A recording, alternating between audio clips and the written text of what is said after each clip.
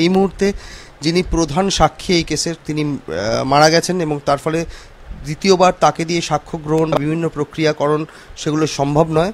তো সেই দিকটা একটা অবশ্যই আইনি জটিলতা সৃষ্টি করবে হয়তো ভবিষ্যতে, কিন্তু আমার দৃঢ় বিশ্বাস, এবং আমরাও সহযোগিতা করব প্রসিকিউশনকে, যাতে সেই আইনি জটিলতা কাটিয়ে এনার বিরুদ্ধে সর্বোচ্চ শাস্তির আদালত ধার্য করেন, এবং তার জন্য যা যা প্রক্রিয়া আমরা অবশ্যই করছি।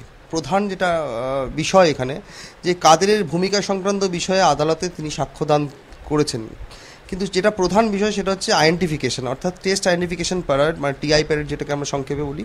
সেই টিআই প্যারেড কিন্তু এখন আর সুজেটের মাধ্যমে, যেটা সুজেট বাকি তিনজনকে চিহ্নিতকরণ করেছিলেন সেই ঘটনার পরে, তাদেরকে চিহ্নিত করেছিলেন কারেকশনাল হোমে গিয়ে, সেইটা কিন্তু সুজেটের পক্ষে তো এখন সম্ভব নয়, বুঝতেই পাচ্ছেন। তো সেই জায়গাতে একটা আইনি জটিলতা সৃষ্টি করবে। ওদেরকে চিহ্নিতকরণের জন্য যারা আই উইটনেস ওইখানে ছিলেন তাদের মানে তাদের ভূমিকা অনেক বৃদ্ধি পেয়েছে এখন। এবার এবার দেখা যাক যে পুলিশ এই আইনি জটিলতাকে কী করে সমাধান করেন।